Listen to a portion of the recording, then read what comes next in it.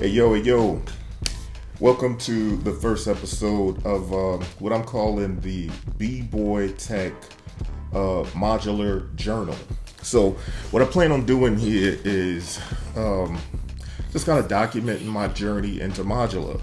I've reviewed modular devices, modular systems, full-fledged modular systems before, but this will be the first time to kind of get into, my own journey to the system that I'm building to my own specific needs and desires and, dreams, goals, whatever. And I figured that for b-boy type beat makers and hip hop dudes that may be looking at modular stuff and saying, yo, that's crazy, I don't want none of it, I don't want nothing to do with it, or even those that might be saying, looks interesting but looks complicated, I don't want anything to do with it. Because I find, as I talk to cats, I know some cats that make incredible beats and only sample. I know cats that make incredible beats and are very synth driven and, play all their parts and stuff. And I know cats that do modular stuff. Now, the cats that do hip hop beats and that are modular are the minority. And so, setting out on this modular journey, I figured that the BBoyTech Modular Journal would come in handy for maybe some of those that, may be thinking about it and aren't quite there yet. So this is not me saying I'm an expert in modular. I'm far from it. And even some cats that have been doing modular for years still would admit that they have a lot to learn because it's so vast and so deep. Yet there's something so simplistic and so tactile and simple about it, right? Because it's usually a knob per function. Some modules can get pretty deep. There are quite a few of them out there that get into menu diving, but for me, I figured I'll probably be going in both directions, right? I want to kind of balance things because when I think of a modular device or a modular system, I want something that one is going to be, appealing to my kind of to my tastes, right? So I put a lot of time into thinking about the case. I also want to do something that I would not be able to do, on a traditional synth. It is, you play and you get down to, the keys and playing. So when you get into modular, you'll probably find out that there's kind of two sets, right? So there's the West Coast and the East Coast, and not in terms of hip hop, the West Coast sound and the East Coast sound, but there is the West Coast sound, which is more like the Buchla, and probably what most people think about when they think of modular, because it's not really an input device keys type of driven sort of thing. It's more like sequencers and bleeps and blops and ethereal soundscapes and those kind of things. So keep in mind, if you're not going into modular yet and you're just getting into it, the East Coast West Coast thing is a whole different thing from when we think of East Coast West Coast sound. So the bleeps, blops, and modular non-traditional input devices, that's more of a West Coast sound, along with Buchla and that whole thing. Then if you get into the East Coast sound, you're talking more Moog and the traditional input devices. I believe that's how it goes. So mind you, I'm not coming to you as an expert. I'm coming to you as somebody that's learning my way around modular. And if you're getting into this, as this is the first episode, go out and check out my people over at a few resources. So one is this DVD where you can kind of learn about the history of modular and synthesis, right? It's called I Dream of Wires. That's a dope kind of historical lesson and documentary sort of look at modular and modular synthesis and Eurorack and how that all came about. And another resource you might want to check out is modulargrid.net. At modulargrid.net, what you can do is you can actually take a rack or create a rack, a virtual rack, and it has a database of all of the modular makers, and you can literally take every module of your dream and put it into your rack and kind of design out your rack before you spend tons of loot trying to do it. You can actually see what fits, what works, and how it looks. You can gawk at it all day long and kind of get your hands into it. So without further ado, the first thing I did, and since this is the first episode, the first thing I did was kind of go back and forth a million times about the case. And so there's skiffs and there's all kinds of different things. And I really wanted a skiff because I wanted something that lays flat on my desk. And that's what I did. I went and got a skiff made. And that sounds much simpler than than the time that it took to get it done. Not because it took a long time to make it, but because I took, I don't know, nearly a year. I was always looking at skiffs and I didn't want to get started until I had something that I really liked. And it came down to the fact that I was going to have to get something made. Although, I don't know how to pronounce the name, Goki.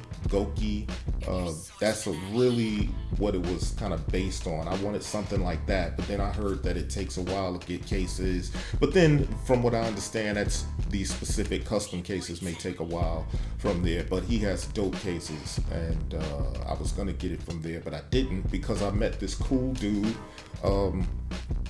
Art for the Ears, right? So my man Dave from Art for the Ears makes real dope cases, and I have his website, so I'm gonna tell you what the website is. artfortheears.com. So if you go check out my man Dave on artfortheears.com, he makes wood cheeks, he makes these dope cases, and I had him do something custom for me. So without further ado, I'm gonna show you this case. Here's the case. Back up a little bit. So this is the case that I got made. You can see it's kind of angled up. It has my logo engraved. Let me look that up so you can really see it. Right? Is that backwards? I don't care. It'll be alright. So yeah, this case has my logo engraved. Beat People, or beatpeople.com, and this is the case. It's 104 HP and 6U. So what 6U means is this bottom row is 3U and this top row is 3U. Together that's 6U. 104 HP is the width of the case, from this end to this end, or from this end to that end.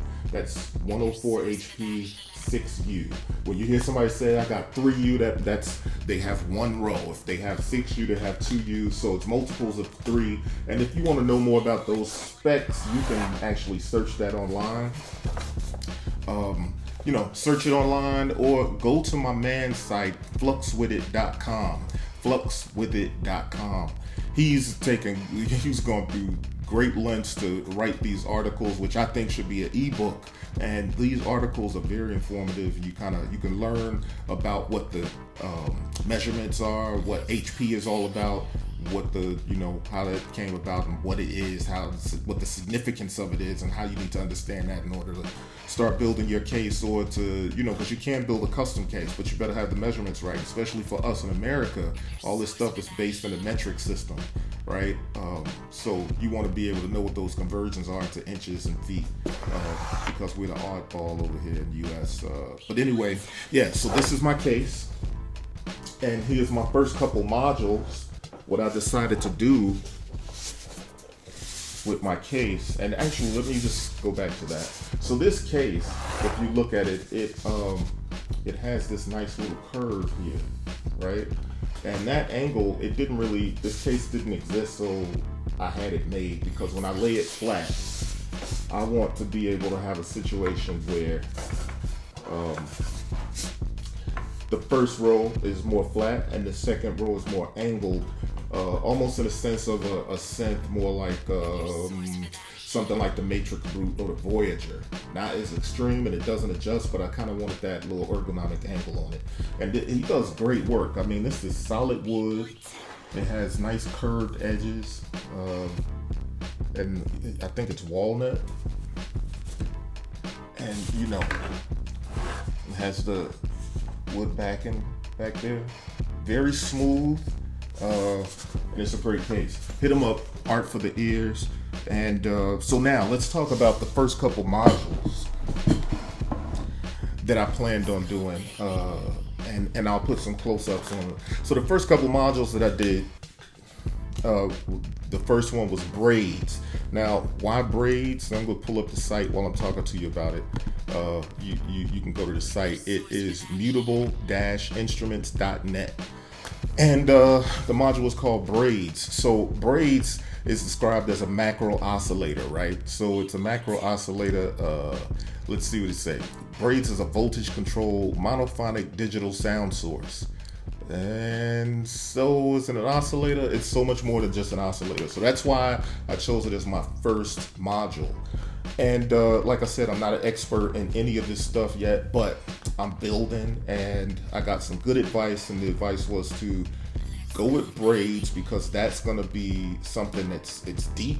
You obviously you have to learn it. It does have some menu diving, but it's one of those modules that you just must have. I wanted to point out that if you have Braids, or if you're thinking about getting Braids, be sure to download this. This is Braids version 1.8 illustrated. It's literally, I think it's a 15-page document done in November of 2015 that documents every jot and tittle of Braids, because Braids is deep. It's one module, but it's very deep, and there's so many different models, dozens of models of different things inside of or sense inside of Braids. So if you're gonna get Braids, make sure to get out on the internet and find this Braids version 1.8 illustrated. It's what you need. All right, now back to the showcase here. BBoyTech Modular Journal.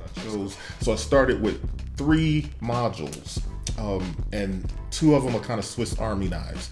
The first 2, like I said, is Braids. The second one is Expert Sleepers Disting. So Expert Sleepers Disting, let me just show you that. That's what we have right here. I have Braids here, then I have Expert Sleepers Disting, and obviously a power module. The power module is made by Synthrotek. It's their Deluxe power module. It has USB on the top, and I actually have a USB mid-Atlantic LED light that I put on there so that I can illuminate my devices. And this comes with these flying bus cables, 2 of them, and so it'll power my whole case. And it also has a little screw-on power connector there so that it doesn't come off. You plug it in and you screw it in, and the switch on and off. So that's a shout out to Synthrotek, because I met Synthrotek also at NAMM. Steve from Synthrotek, good people over there.